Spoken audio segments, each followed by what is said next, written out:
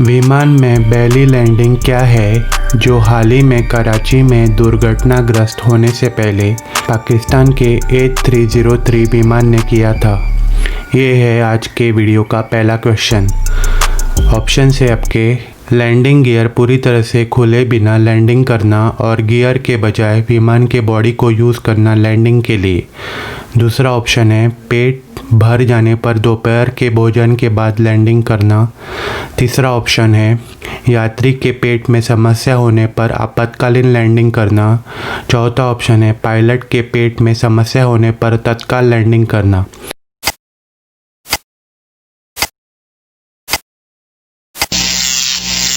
और इस सवाल का जवाब है लैंडिंग गियर पूरी तरह से खुले बिना लैंडिंग करना और गियर के बजाय विमान के बॉडी को यूज़ करना लैंडिंग के लिए।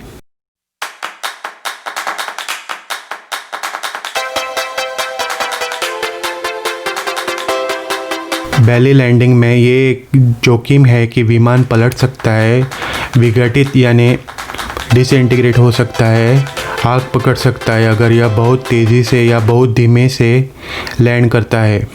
बेली लैंडिंग विशेष रूप से ज़ोरदार क्रॉसविंड्स, कम दृश्यता, हवाई जहाज़ को नुकसान या उपकरणों या नियंत्रणों को बिगड़ने के दौरान किया जाता है। ब्लैक बॉक्स वास्तव में काले रंग का नहीं होता है, लेकिन दुर्घटना के दौरान मलबे में खोजने में इसे आसानी हो इसलिए उनका रंग नारंगी रंग में बनाया जाता है। ऑसिकल्स 3 हड्डियाँ जो होती है, जो कि सबसे छोटी हड्डियाँ होती है मानव शरीर में, वो मानव शरीर के किस हिस्से में होती है?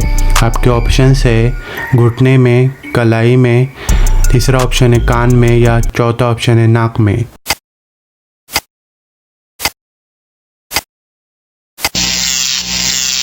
और इसका सही जवाब है कान में।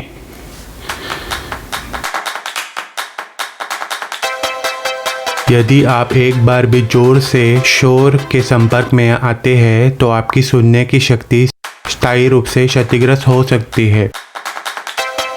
अधिकांश जीवित प्राणी कानों से सुनते हैं, लेकिन सांप जैसे जीव जबड़े की हड्डी का उपयोग करते हैं।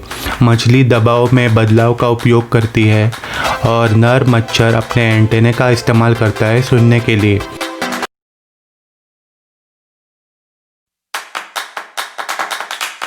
वेस्टिबुलर प्रणाली यानी वेस्टिबुलर सिस्टम आंतरिक कान में स्थित होता है। संतुलन की हमारी क्षमता हमारे कानों में स्थित होती है, जो संतुलन बनाए रखने के लिए जिम्मेदार है।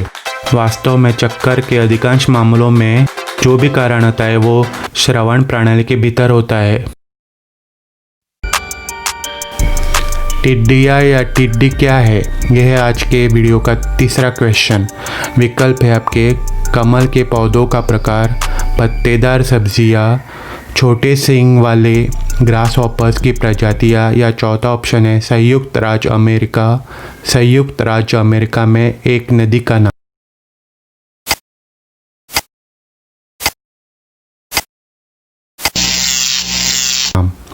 और इसका सही जवाब है छोटे सींग वाले ग्रास हॉपर्स की प्रजातियां। टिड्डे अफ्रीका, मध्य पूर्व और एशिया में पाए जाते हैं। वे कुछ 60 देशों में बसते हैं और पृथ्वी की भूमि 1/5 हिस्से को कवर कर सकते हैं। टिड्डियों के झुंड में 80 मिलियन टिड्डियां हो सकती है।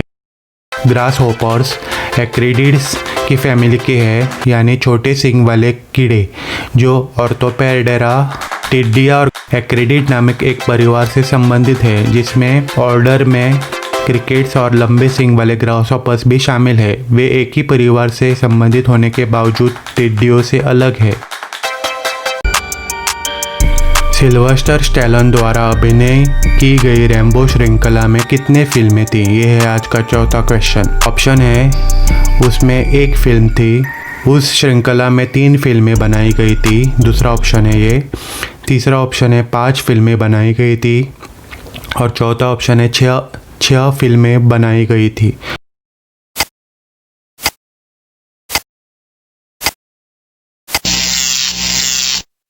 और इस सवाल का सही जवाब है इस श्रृंखला में 5 फिल्में बनाई गई थी।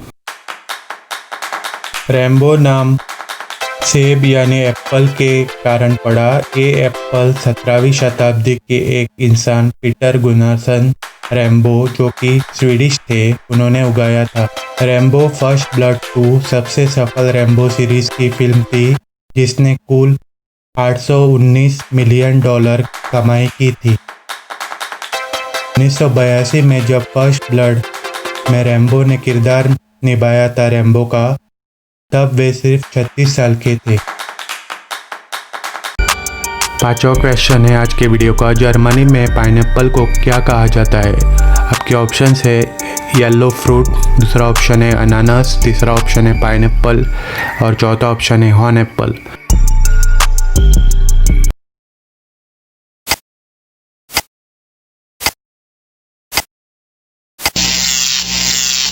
और इस सवाल का सही जवाब है अनानास। अनानास पुनर्जीवित होते हैं। एक नया पौधा उगाने के लिए आप अनानास के पत्ते लगा सकते हैं, जिसमें से नया अनानास उग जाएगा। 2018 में कोस्टारिका, फिलीपींस और ब्राज़ील दुनिया भर में शीर्ष 3 अनानास के उत्पादक थे। अनानास का कुछ पक्षियों और यहाँ तक कि चमगादड़ों द्वारा परागण यानी पॉलिनेशन किया जाता है। हमिंग बर्ड एक ऐसा पक्षी है जो अनानास के परागण के लिए जिम्मेदार है। एक पौधे में एक मौसम में एक ही अनानास पैदा होता है।